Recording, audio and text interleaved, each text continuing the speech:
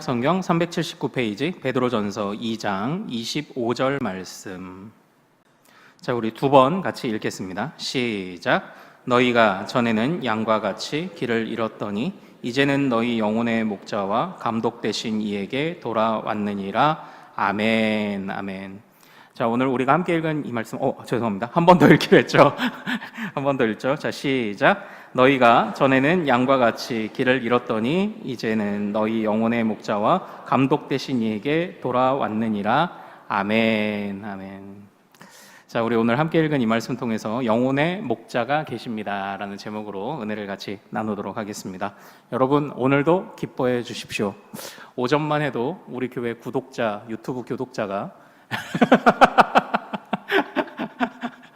524명이었는데 지난주 523명에서 오후 예배 시작할 때 한 명 늘었죠?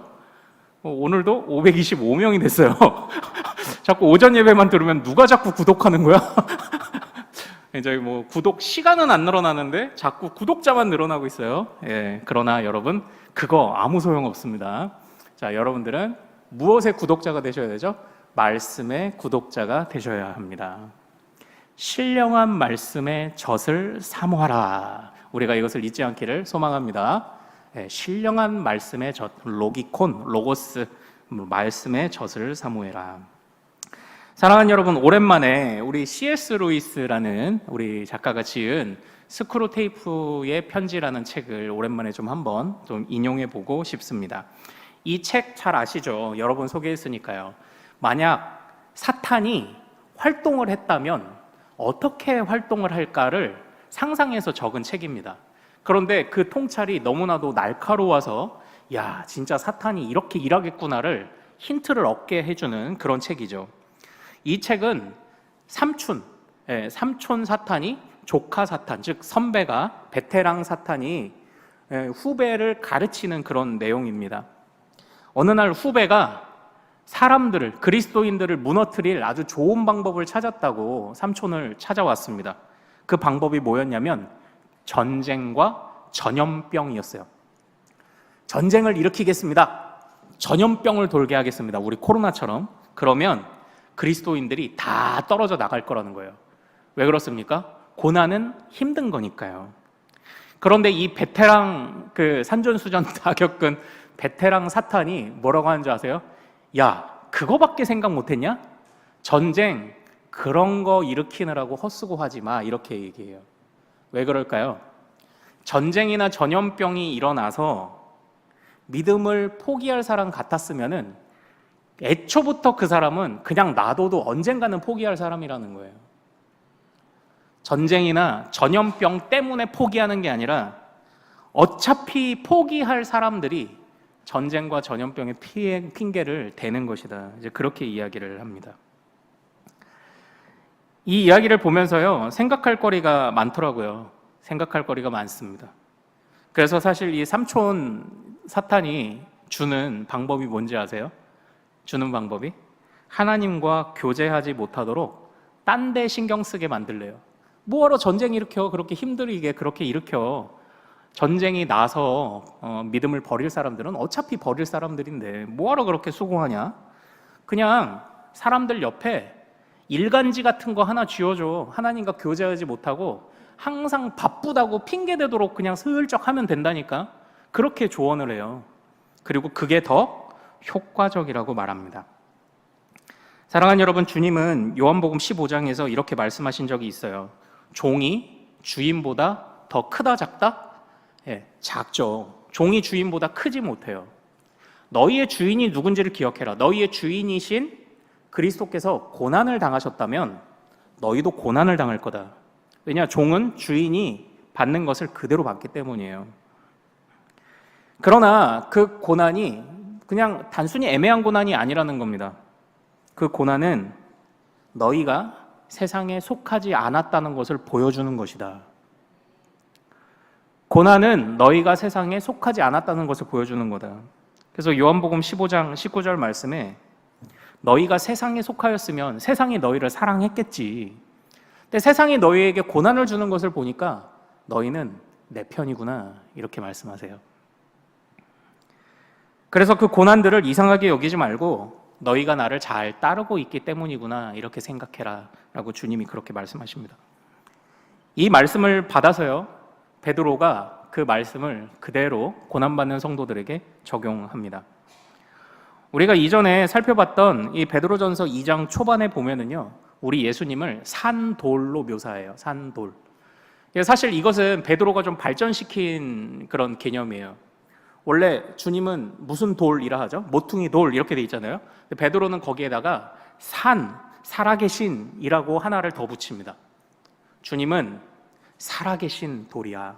살아계신 모퉁이 돌이야. 모퉁이 돌이 에이 저 찌끄러기 이게 아니라 커다란 바위를 놓고 거기서부터 그것에 이제 힘을 이용해서 집을 세워가는 거죠. 하나의 이제 기둥과 같은 대들 반석 역할을 하는 그런 것을 말합니다. 그런데 사람들은 어떻게 했다고요? 그 주님을 모퉁이 돌을 버렸어요. 버린 돌 취급했다고 말합니다.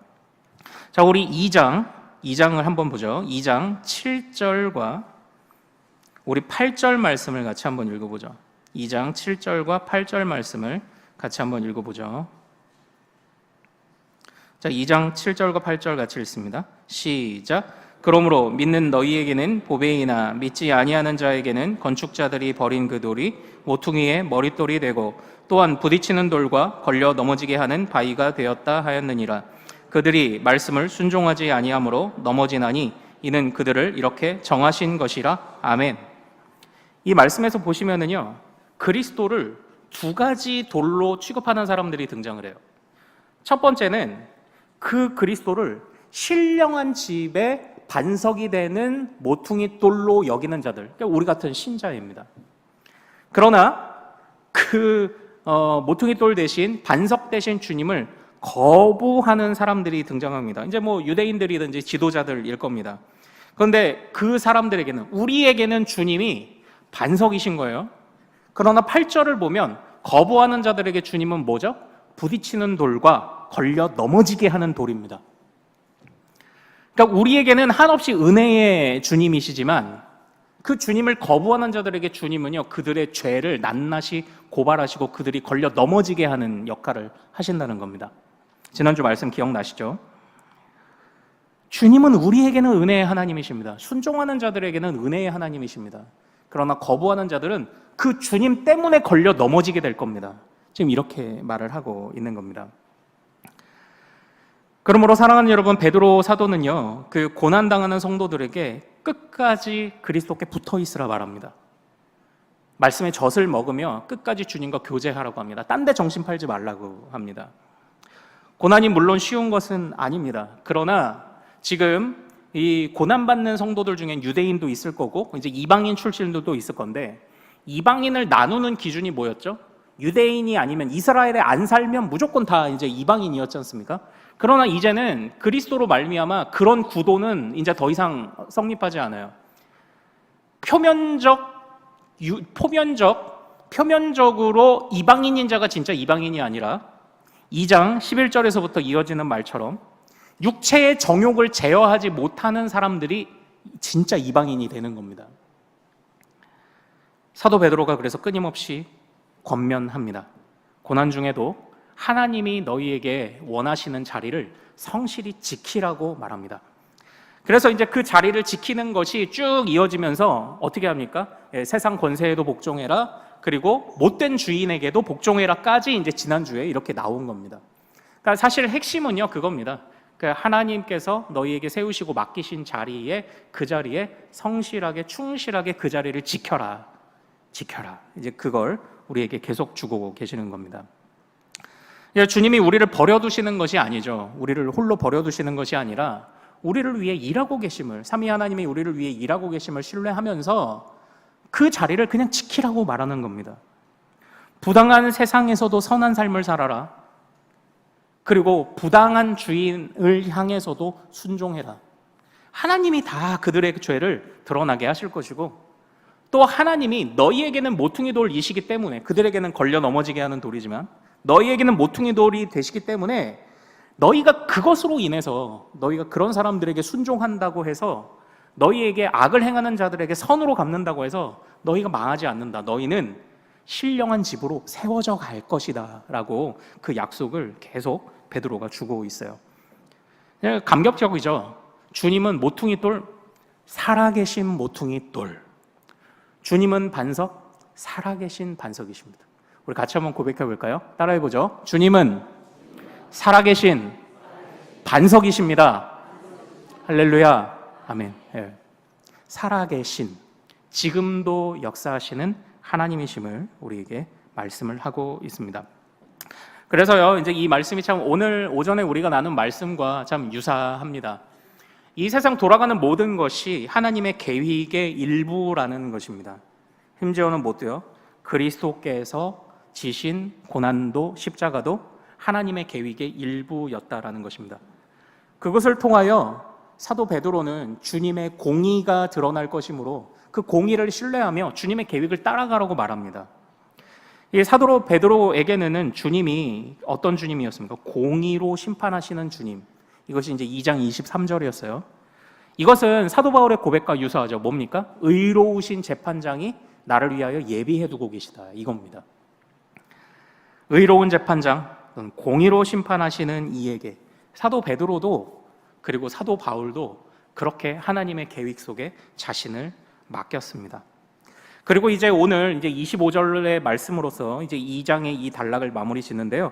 25절 같이 한번 읽어보도록 하겠습니다. 자, 2장 25절. 자, 시작. 너희가 전에는 양과 같이 길을 잃었더니 이제는 너희 영혼의 목자와 감독 되신 이에게 돌아왔느니라. 아멘. 아멘. 사실 이 말씀은 우리가 이제 이사야서 53장에 있는 말씀을 인용한 것으로 잘 알고 있습니다. 우리는 다 양 같아서 그릇 행하여 각기 제 길로 갔거늘. 우리가 이렇게 시작하는 이 말씀을 잘 알죠. 그러니까 지금 양들은요, 특징이 뭐냐면 항상 돌봄이 필요합니다. 그런데 주님이 우리를 너희는 양이다 이렇게 말씀하신 거는요, 그 안에 약속이 있어요. 주님이 우리를 돌보시겠다는 것입니다. 하나님의 계획 안에 우리를 두시겠다라는 것입니다. 그러므로 우리는 흩어질 필요가 없죠. 우리가 길을 찾을 필요 없습니다. 양이 길을 찾아봤자 각기 제 길로 그냥 가는 것뿐입니다. 그러나 주님께서는 그 양들을 자신의 울타리 안에 넣기로 작정하셨다는 것입니다. 몇 번 말씀을 드렸는데요. 저는 이제 기회가 되면 올 여름 휴가 때 강원도로 한번 가볼까 이렇게 좀 생각을 해보고 있어요. 여러분들 휴가들 계획 세우고 계시나요? 저는 이제 다른 건 아니고 강원도 대관령을 좀 한번 가보고 싶어요. 그래서 제가 대관령을 지금으로부터 한 15년 전에 한번 가보고 한 번도 대관령을 못 가봤더라고요. 그래서 대관령을 가보려고 하는데 대관령 중에서도 어디를 가보려고 하냐면 대관령 양떼목장을 좀 가보려고 해요. 대관령 양떼목장 가면은요, 좋잖아요. 드넓은 초원에 양들을 이렇게 쫙 풀어놓고 양들이 이렇게 좀 풀 뜯어먹고 그러지 않습니까?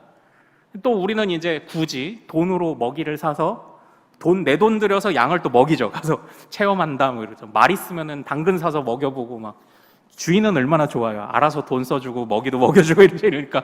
근데 재밌잖아요. 가서 그런데 그 양떼 목장에 가면 은혜를 받아요. 어떤 은혜를 받냐? 양들이 자유로워요. 자유롭다고요.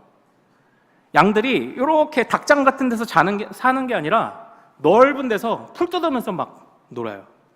근데 생각해보면 자유가 무한정이 아니에요. 얼마만큼까지만 자유가 허락됐죠? 이 농장의 울타리 크기만큼 자유가 허락됐어요. 그런데 그 울타리가 이 양으로 하여금 자유를 뺏는 울타리입니까? 양으로 하여금 속상하게 만들고 억압하게 만들고 그런 울타리입니까? 아니죠. 보호의 울타리인 거예요. 너희는 이 울타리 안에 있어야 안전하다를 가르쳐주는 울타리죠. 그러니까 양들도요, 울타리 곁에 와서 놀지 않아요. 가운데 넓은 데 가서 놀지. 뭐 울타리 곁에 와서 울타리 계속 머리로 받으면서 아우 답답한 거 그냥 이거 열어주지, 그런 양 없습니다. 우리 주인은 좋다. 우리 주인은 이렇게 안전하게 지켜주기도 하고, 내가 예전에 여기 한번 뛰어넘어 봤는데 주인한테 혼났어. 근데 뛰어넘으니까 위험하더라. 뛰어넘으니까 절벽이더라. 저기 가면 안 돼. 이거를 양들이 새끼 양한테 이렇게 막 가르쳐 줄 거예요. 야, 가르쳐 주면서 야, 너 매 이렇게 너 저기 가지 마 이렇게 알려줄 거예요. 저기 가지 마. 위험해서 주인님이 알아서 어련히 다 하지 않았을까? 너는 그냥 가운데서 놀아라. 이렇게 양들이 이제 새끼들한테도 이제 알려줄 겁니다. 이제 그 모습을 다시 한번 좀 보고 싶은 거예요. 와, 자유롭다. 그러나 무한정 남발하는 자유를 즐거워하는 것이 아니라 안전의 울타리 속에서 누리는 그 자유를 이 양들이 누리고 있구나. 이게 주님이 우리를 이끄시는 방법이다. 장성아, 안 돼. 거긴 안 되겠다. 때로는 주님이 거절하십니다. 그러나 우리는 아멘 해야죠. 하나님, 안전하게 하시려는 거군요. 아멘 합니다. 그리고 주님이 우리를 이끄십니다. 먹이십니다. 풀이 하도 뜯어먹어서 비어있으면 좋은 곳으로 옮겨가실 것입니다. 양은 양 스스로 길을 찾을 때 제일 문제가 됩니다. 그러나 하나님께서, 목자 되신 하나님께서 양들을 이끄실 때, 목자가 양을 이끌 때 가장 안전합니다. 이처럼 사도 베드로는요, 상황과 형편이 어떠하든지 바로 그 공의의 하나님께 자신을 맡기라고 권면합니다. 그러면 고난 중에 있는 성도들에게 그 고난보다 더 안전케 하시는 하나님의 은혜를 경험하게 될 것이라고 말합니다. 그래서 우리에게 영혼의 목자가 계시다는 것이 얼마나 감사한 일인지요. 때로는 안 돼 라고 하시는 게 감사하죠. 때로는 그래 해라 라고 하시는 것도 감사하고요, 멈춰 하시는 것도 감사하고, 길을 인도하시는 것도 감사합니다. 우리는 매일 주님을 찾지 않더라도 매일 그 자리에서 항상 변함없이 계시는 주님께 얼마나 감사한가요? 우리가 가서 말씀 앞에 서서 말씀 앞에 엎드려 말씀 앞에서 주님을 독대하면 얼마든지 주님을 만날 수 있는데 우리는 안 하죠. 그러나 주님은 항상 그냥 그 자리에 계셨어요. 주님은 항상 그냥 그 자리에 계신 것입니다. 그렇게 우리의 목자가 되어 주십니다. 그 하나님을 의지하며 우리도 이 고난 중에도 베드로가 더 인내하십시오라고 했던 이 베드로의 권면을 기쁘게 받았던 이 성도들처럼, 그리고 고난 중에도 어떻게 해서든지 그리스도의 본을 쫓아가려고 발버둥 쳤던 이 믿음의 선진들처럼 우리도 그런 길을 걸어갈 때에 정말 세상이 줄 수 없고 말할 수 없는 평안을 주님이 우리에게 허락하실 줄로 믿습니다. 이제 마지막 말씀만 드리고 마칠 텐데요. 그러니까 사실 이런 삶을 이미 살아낸 사람들이 있죠. 누가 이런 삶을 살았나요? 누가 이런 삶을 살았죠? 구약의 선지자들이 이런 삶을 살았어요. 그래서 우리가 팔복 말씀을 배울 때 팔복 말씀이 끝나고 이런 구절이 있습니다. 나로 말미암아 너희를 욕하고 박해하고 거짓으로 너희를 거슬러 모든 악한 말을 할 때에는 너희에게 복이 있나니. 너희가 마태복음 5장 11절 12절에 박해받고 사람들이 너희에게 거짓으로 너희를 거슬리고 악한 말을 해도 너희가 복되다. 이미 복이 있다. 이미 복이 있다. 오히려 기뻐하고 즐거워해라. 하늘에서 상이 크다. 너희 곁에 있던, 전에 있던 선지자들도 이렇게 박해하였느니라. 이제 이렇게 말씀을 하시지 않았습니까? 근데 오늘 우리가 이제 살펴보는 이 베드로전서 2장에서도요, 주님이 우리를 이 세상 가운데 선지자처럼 부르셨다는 것을 보여주는 구절이 사실 있었어요. 그게 어딜까요? 2장 9절. 자, 우리 9절, 2장 9절 읽겠습니다. 2장 9절 읽고 설교 마치겠습니다. 자, 2장 9절 읽어요. 자, 같이 읽겠습니다. 시작. 그러나 너희는 택하신 족속이요 왕같은 제사장들이요 거룩한 나라요 그의 소유가 된 백성이니 이는 너희를 어두운 데서 불러내어 그의 기이한 빛에 들어가게 하신 이의 아름다운 덕을 선포하게 하려 하심이라. 아멘. 아멘. 바로 이 말씀입니다. 이 말씀은 우리의 존귀함을, 고난도 뺏을 수 없는 우리의 존귀함을 보여주기도 하지만 또한 주님께 존귀하게 여김받은 자들이 주님과 어떻게 살아가야 하는지도 보여주고 있습니다. 이 세상을 향한 책임이 있다는 겁니다. 우리의 해야 할 일들이 있다는 겁니다. 그러나 이것은 단지 내가 어려워 죽겠는데 내가 일도 해야 돼? 그런 차원이 아닙니다. 이 말씀은 우리를 하나님이 최초에 우리를 창조하셨던 때로 다시 돌아가게 만드는 바로 그런 말씀과도 같습니다. 하나님께서 인간을 지으실 때 인간을 얼마나 존귀하게 지으셨습니까? 누구를 닮게 지으셨죠? 하나님의 형상을 닮게 지으셨다. 뭐 하나님 닮은 존재는 유일하게 인간이다 이거잖아요. 그것만이 아니에요. 주님이 우리를 지으실 때 맡기신 것이 있어요. 내가 창조한 세상을 생육하고 번성하여 충만하여 다스리라고 맡기셨습니다. 이것 또한 주님이 일 시키셨어. 낙원에 가면, 그러니까 우리가 꿈꾸는 유토피아에 가면 마치 내 은행 잔고에 한 1조 정도 있는 것 같고, 그 1조면은요 이자가 1%만 돼도 여러분이 그 돈이 불어나는 것을 아무리 써도 불어나는 것을 감당할 수 없을 정도의 이자가 붙어요. 그런데 그런 정도를 말하는 것이 아닙니다. 주님이 우리를 존귀하게 여기시니 그런 정도가 아닙니다. 하나님이 만드신 세상 속에서 하나님이 온 우주의 왕이 되심처럼 우리가 이 세상에 부름받은 작은 왕들로서 하나님과 유일한 동역자가 되는 거예요. 하나님의 세상을 맡아 다스리는 유일한 동역자가 되는 것입니다. 그래서 주님이 우리에게 맡기신 일이라는 것은 그 일에서부터 우리의 존귀함이 드러나요. 그러니까 아무나한테 집안 키를 맡기지 않거든요. 종들도 레벨이 있어요. 진짜 신뢰할 만한 집사에게 키를 맡기는 거죠.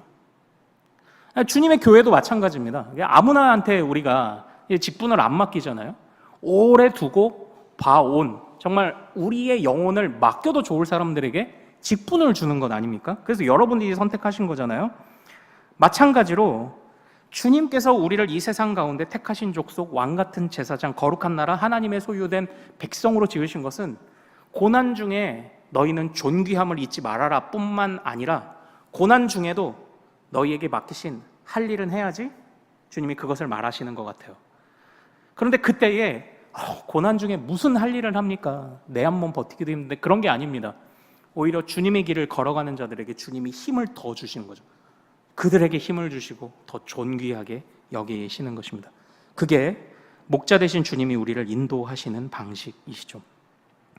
그 주님이 명령하신, 주님이 주신 길을 따라가면 그 끝에는 실패는 없습니다. 우리의 신령한 집은 세워질 줄로 믿습니다. 하나님을 신뢰하는 우리 큰숲의 모든 가족들, 영혼의 목자 되신 삼위 하나님을 신뢰하는 우리가 되기를 소망합니다. 자, 그래서 오늘 함께 나누고 싶은 찬양이요, 이제 참 오랜만에 불러봅니다. 우리를 도우시는 주님, 우리를 도우시는 주님을 한번 찬양해 봅시다.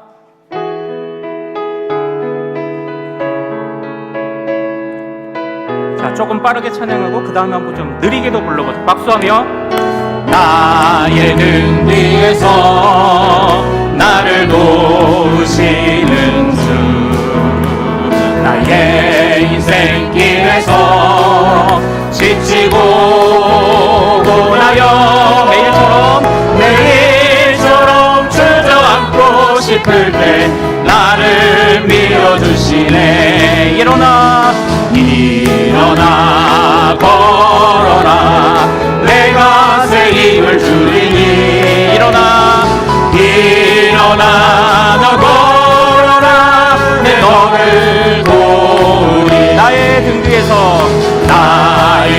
뒤에서 나를 도우시는 주, 평안히 길을 갈 때 보이지 않아도 지치고 고나여 넘어질 때면 바다와 손 내미시네. 일어나 걸어라, 내가 새 힘을 주리니. 일어나 너 걸어라, 내 너를 나의 등 뒤에서 나를 도우시는 주, 때때로 뒤돌아보면 여전히 계신 주, 잔잔한 미소로 바라보시며 나를 재촉하시네. 일어나 걸어라, 내가 새 힘을 주리니. 일어나 너 걸어라, 내 너를 도우시네. 다시 한번 일어나 걸어라. 걸어라 내가 새 힘을 주리니 일어나 너 걸어라 내 너를 자 마지막으로 일어나 걸어라 일어나 걸어라 내가 새 힘을 주리니 일어나 너 걸어라 내 너를 우리 마음에 선포하며 한 번 더 일어나 일어나 걸어라 내가 새 힘을 주리니 일어나 걸어라 일어나 너 걸어라 내 너를 도우리. 제가 기도하고 마치겠습니다. 하나님, 우리를 밀어주시고 끌어주시고 손 내밀어 일으켜주시는 주님, 그 은혜를 찬양합니다. 그러나 궁극적으로 주님이 원하시는 것은 우리가 일어나 걸어가는 것입니다. 주님, 목자 되신 주님을 따라 그 주님을 따라 걸어가는 것을 멈추지 않게 하옵소서. 여전히 미련한 양으로 살지 않게 하시고 주인을 알아보는, 주인의 목소리를 분별하는 지혜로운 양으로 살아가는 우리들 되도록 도와주옵소서. 우리가 길을 잃고 헤매일지라도 우리 영혼의 목자요 감독자 되신 주님께서 우리를 붙잡아 주실 줄 믿사오니 그리스도를 살리신 그 생명력으로 우리 사랑하는 모든 성도들의 일주일과 남은 모든 인생을 주님께서 붙잡아 책임져 주시옵소서. 감사하오며 우리 주 예수 그리스도 이름으로 기도하옵나이다. 아멘. 이제는 우리 주 예수 그리스도의 은혜와 하나님의 사랑과 성령의 교통하심이 우리를 인도하시며 안전의 울타리를 주시고 때로 거절하신 것도 감사, 응답하신 것도 감사, 모든 일에 감사하게 하실 주님을 바라보는 큰숲의 모든 가족들과 자녀들 위해 일주일의 담대한 삶 위에 이제로부터 영원토록 항상 함께 있을지어다. 아멘.